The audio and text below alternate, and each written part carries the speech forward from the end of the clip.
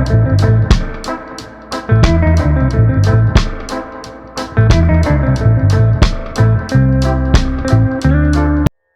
Friends, आज के इस वीडियो में चलिए बात कर लेते हैं थोड़ा सा अलग हटके। और आज मैं बात करने वाला हूं इनकम टैक्स को लेकर। ये जून का मंथ अभी चल रहा है और जैसा कि आप सभी जानते हैं, जो सैलराइड एम्प्लॉयज़ होते हैं उनके लिए ये मंथ और आने वाला मंथ कितना इम्पोर्टेंट होता है। जी हाँ, मैं बात कर रहा हूँ इनकम टैक्स में ITR जो आपकी फ़ाइल होती है, मैं उसके बारे में बात कर रहा हूँ। और एडवांस प्रिपरेशन करने के लिए ज़रूरी होता है कि कुछ ऐसे डॉक्यूमेंट्स होते हैं जो आप उनको टाइमली कलेक्ट कर लें, क्योंकि आप उन डॉक्यूमेंट्स के लिए डिपेंडेंट होते हैं दूसरे लोगों के ऊपर, दूसरे ऑर्गेनाइजेशंस के ऊपर, दूसरी एंटिटीज़ के ऊपर। तो it is always advisable to collect your documents on time, जिससे कि आप वो सारे डॉक्यूमेंट्स कलेक्ट करके, इंफॉर्मेशन को क्रॉस चेक करके, जब सारी इंफॉर्मेशन आपके पास रेडी है तब आप अपनी ITR फिलिंग का प्रोसेस स्टार्ट कर सकते हैं।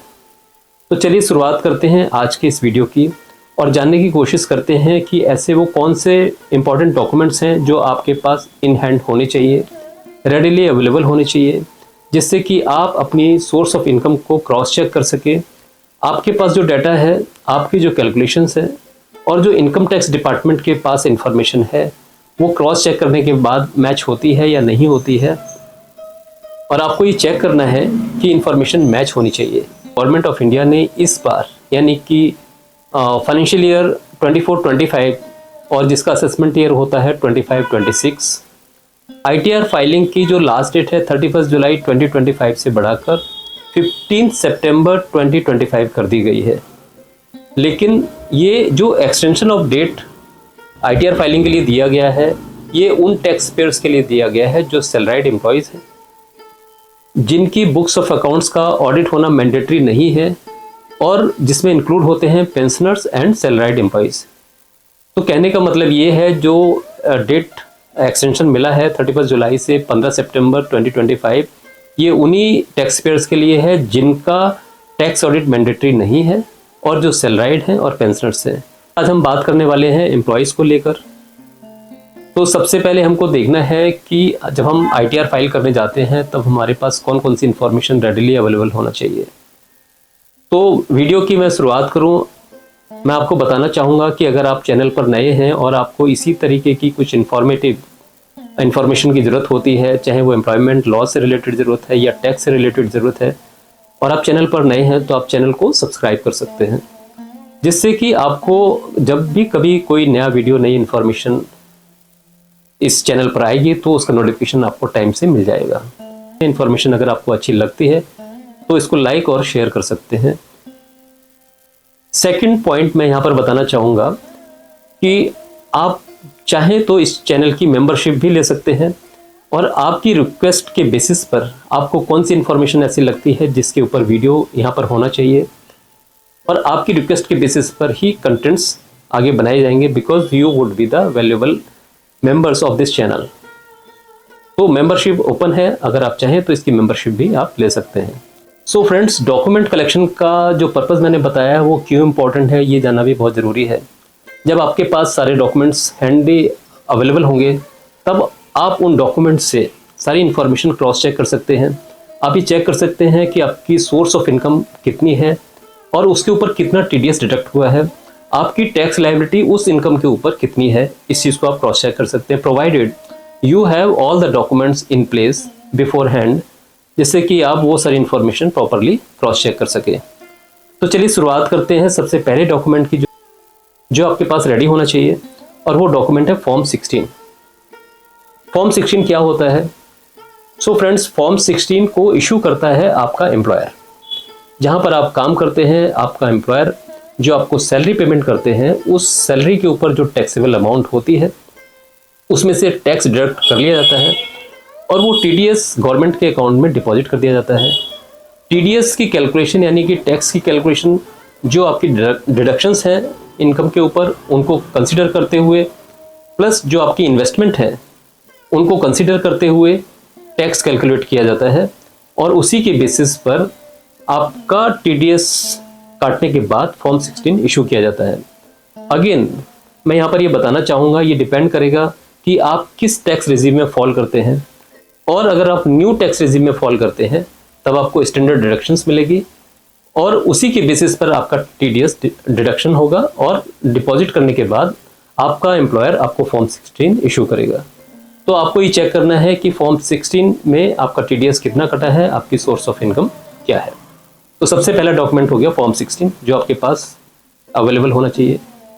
नंबर 2, आपके पास होना चाहिए आपकी बैंक स्टेटमेंट, यानी कि आपने जितने भी बैंक अकाउंट्स खोले हुए हैं आपके पास हर बैंक की स्टेटमेंट होनी चाहिए, जिसमें आप क्रॉस चेक करें कि आपके बैंक में, चाहे वो सेविंग बैंक हो, सेविंग बैंक अकाउंट है या फिक्स डिपॉजिट अकाउंट्स है, हर अकाउंट में कितना कितना इंटरेस्ट बैंक ने दिया हुआ है, सेविंग बैंक अकाउंट से कितना आपको इंटरेस्ट मिला है, अगर फिक्स डिपॉजिट्स हैं तो उसके ऊपर कितना फिक्स डिपॉजिट्स के ऊपर इंटरेस्ट आपको बैंक ने दिया है, उनको भी आप सेपरेट काउंट करके कैलकुलेट कर लें, क्योंकि ये आपकी सोर्स ऑफ इनकम में ऐड होने वाला है। सो फ्रेंड्स, फॉर्म 16 के अंदर आपका total amount paid towards salary, TDS deducted, जितना आपका टैक्स कटा है वो आपको उसमें रिफ्लेक्ट होगा, प्लस जो आपकी डिडक्शंस आपने क्लेम की हैं वो उसके अंदर रिफ्लेक्ट होंगी। तो ओवरऑल आपका फॉर्म 16 के अंदर ये इन्फॉर्मेशन कैप्चर की जाती है जो आपको इजीली चेक कर सकते हैं। नेक्स्ट फॉर्म होता है फॉर्म 26 AS का।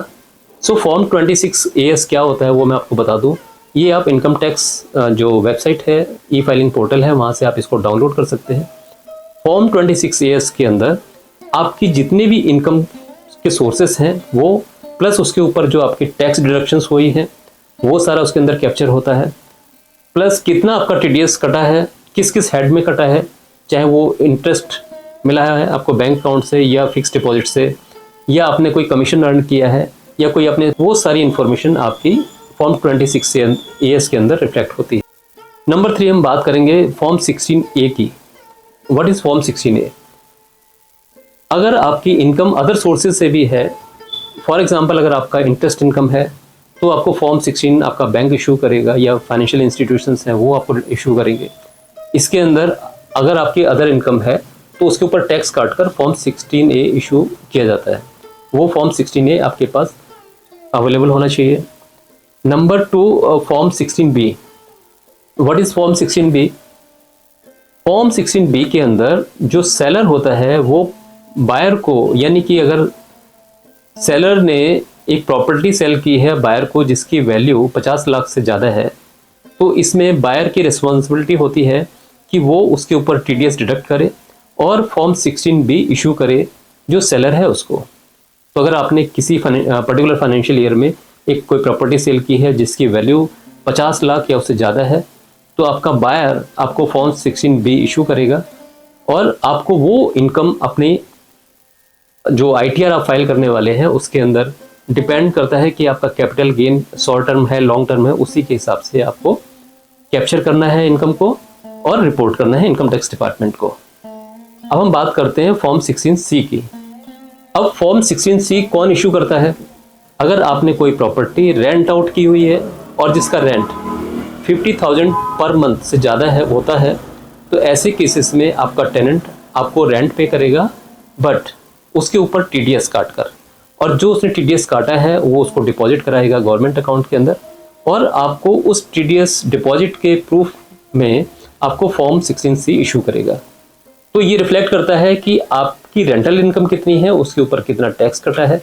ये इन्फॉर्मेशन भी आपको क्रॉस चेक करनी है और आपको अपनी सोर्स ऑफ इनकम के अंदर ऐड कर लेनी है। फॉर्म 16D के बारे में हम बात करते हैं, जो आपके पास अवेलेबल होना चाहिए, प्रोवाइडेड अगर ये आपके ऊपर एप्लीकेबल होता है। अंडर सेक्शन 194M अगर आपको कोई प्रोफेशनल फीस मिलती है, या आपको ब्रोकरेज मिलती है, या आपको कोई कमीशन मिलता है, तो ऐसे केसेस में आपको जिसने प्रोफेशनल फी पे किया है वो टीडीएस काट कर आपको फॉर्म 16D इशू करेंगे, जो कि आपके पास अवेलेबल होना चाहिए। अब हम बात करते हैं फॉर्म 16E के बारे में। What is form 16E? Form 16E issue किया जाता है बायर के द्वारा सेलर को, जिसमें कि अगर आपने कोई VDA यानी कि वर्चुअल डिजिटल एसेट सेल की है और जिसकी वैल्यू 10,000 और उससे ज़्यादा किसी पर्टिकुलर फाइनेंशियल ईयर में है, ऐसे केसेस में जो बायर है VDA का वो आपका टैक्स काटेगा उस वीडीए की वैल्यू के ऊपर और आपको फॉर्म 16E इशू करेगा। तो इस तरीके से फॉर्म 16E भी आपको संभालना है, आपको अपने पास रखना है।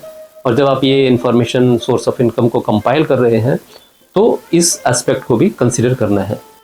तो अगर आपने फाइनेंशियल ईयर के अंदर कैपिटल फाइनेंशियल एसेट्स कोई सेल आउट की हुई है और उसके ऊपर आपको कैपिटल गेन हुआ है, तो ऐसे केसेस में आपको अपनी कैपिटल गेन स्टेटमेंट अपने ब्रोकर से, म्यूचुअल फंड जो इंस्टीट्यूशंस होते हैं उनसे, या बैंक से, या ब्रोकर से, जो भी इस ट्रांजैक्शन से कनेक्टेड है, उनसे आपको अपनी कैपिटल गेन्स स्टेटमेंट है वो कलेक्ट करनी है। अब ये डिपेंड करेगा कि आपने जो फाइनेंशियल एसेट्स सोल्ड आउट की है वो किस तरीके की है, यानी कि शॉर्ट टर्म कैपिटल गेन है या लॉन्ग टर्म कैपिटल गेन।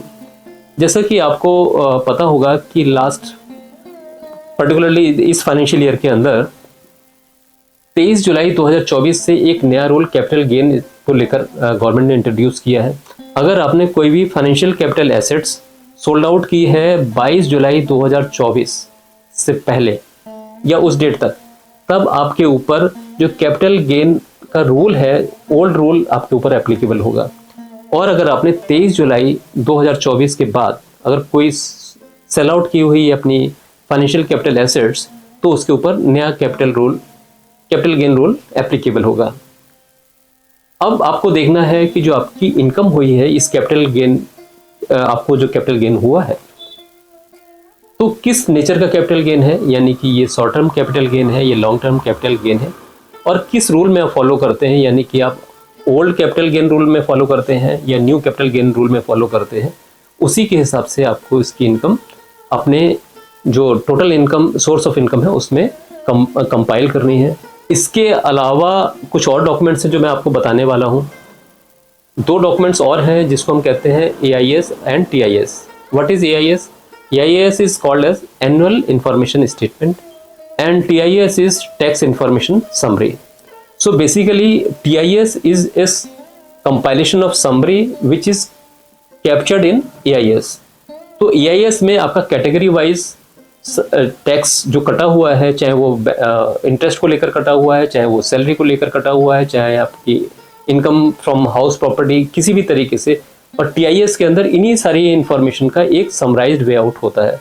तो आप इसको क्रॉस चेक कर सकते हैं कि जो AIS के अंदर इंफॉर्मेशन है क्या वो TIS में प्रॉपरली रिफ्लेक्ट हो रहा है, नहीं हो रहा है। तो इसलिए AIS एंड TIS भी दोनों डॉक्यूमेंट इंपॉर्टेंट हो जाते हैं आपके लिए जब आप ITR फाइल करने जा रहे होते हैं।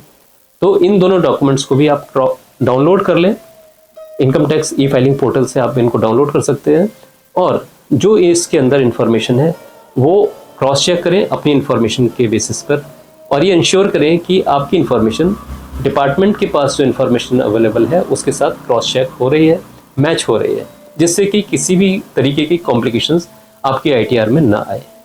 सो फ्रेंड्स, आपको मैं एक इम्पॉर्टेंट चीज़ और भी आपको बता दूं, अगर आपने किसी अनलिस्टेड शेयर्स में आपने डील किया है, कोई सेल परचेज की है, अगर कोई आपकी फॉरेन इनकम है, तो ये भी आपको डिस्क्लोज करने पड़ेंगे अपने ITR के अंदर, जो कि मैंडेटरी हो गया है।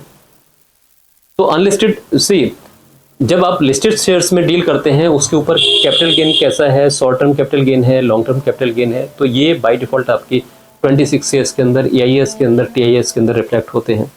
लेकिन आपको वो भी रिपोर्ट करनी है अगर आपकी कोई फॉरेन इनकम है या आप किसी अनलिस्टेड शेयर्स में डील करते हैं, म्यूचुअल फंड्स में डील करते हैं, तो वो इनकम भी आपको अपनी ITR के अंदर डिस्क्लोज करनी है।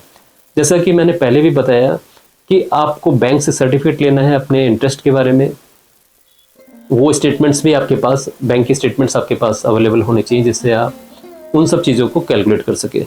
जैसा कि मैंने पहले बताया कि जब आप इंफॉर्मेशन को कंपाइल कर रहे हैं और जब आप अपनी ITR फाइल करते हैं एज ए सैलराइड एम्प्लॉय, तब आपको देखना है कि आप किस रिजीम में फाइल कर रहे हैं अपनी ITR को। अगर आप ओल्ड टैक्स रिजीम में फॉल करते हैं तब आपको आपकी इन्वेस्टमेंट क्या क्या है, आपको डिडक्शंस उसी के हिसाब से मिलेगी। प्लस अगर आपने कोई हाउसिंग लोन अप्लाई किया हुआ है तो आपको होम लोन जो इंस्टीट्यूट है उनसे इंटरेस्ट सर्टिफिकेट लेना है, आपने कितना प्रिंसिपल उनको रिपे किया है वो सर्टिफिकेट आपको लेना है, जिससे कि आप जो इंटरेस्ट पे आउट किया है, जो आपने प्रिंसिपल पे आउट किया है, उसका बेनिफिट अपनी ITR में ले सके। अगर आप न्यू टैक्स रिजीम में फॉल करते हैं तो ऑब्वियसली आपको स्टैंडर्ड डिडक्शंस का बेनिफिट आपको मिलेगा। यहाँ पर मैं एक इन्फॉर्मेशन और आपके साथ शेयर कर लेता हूँ। इनकम टैक्स डिपार्टमेंट का ये मैंडेट बड़ा क्लियर है कि आपका पैन आधार के साथ लिंक होना चाहिए। अगर आपने आधार के साथ अपने पैन को लिंक नहीं किया है तो आप उसको लिंक कर लें, अदरवाइज उसमें कॉम्प्लिकेशंस आती है। जब आप ITR फाइल करेंगे तब आपको चैलेंजेस आएंगे। तो बेटर है कि ये सारी चीज़ें आप टाइमली कंप्लाई कर लें। तो साथियों, उम्मीद करता हूँ जो मैंने आपको इन्फॉर्मेशन बताई है, हालांकि ये एक इलस्ट्रेटिव लिस्ट है, it's not a exhaustive list, और टाइमली अगर हम ये सारी इन्फॉर्मेशन कंपाइल कर लेते हैं तो हमारा जो होमवर्क कंप्लीट हो जाता है। और जब हम ITR फाइल करने जाते हैं तो हमारा एक कंफर्ट होता है एक ITR फाइल करने को लेकर। और जो लास्ट मिनट का रश होता है ITR फाइल करने में, फिर सिस्टम पर इतना हैवी ट्रैफिक होता है, उन सब से बचने के लिए आप टाइम से अपनी इंफॉर्मेशन को कंपाइल करें, क्रॉस चेक करें, सारी इन्वेस्टमेंट को चेक करें, सारी इनकम को चेक करें और प्रॉपरली अपनी ITR को टाइम से फाइल करें। उम्मीद करता हूँ आज की इन्फॉर्मेशन आपके लिए काफ़ी बेनिफिशियल रही होगी। अगर आपको इन्फॉर्मेशन अच्छी लगी है तो इसको लाइक और शेयर और चैनल को सब्सक्राइब करना ना भूलें। इसी तरीके की इन्फॉर्मेशन अगर किसी और को भी ज़रूरत है तो आप इस वीडियो को आगे शेयर कर सकते हैं। आप चाहें तो इस चैनल की मेंबरशिप भी ले सकते हैं, जिससे कि आपके अपने पर्सनलाइज्ड कंटेंट्स आपको देखने को मिलेंगे। Thank you very much for watching this video and giving your precious time.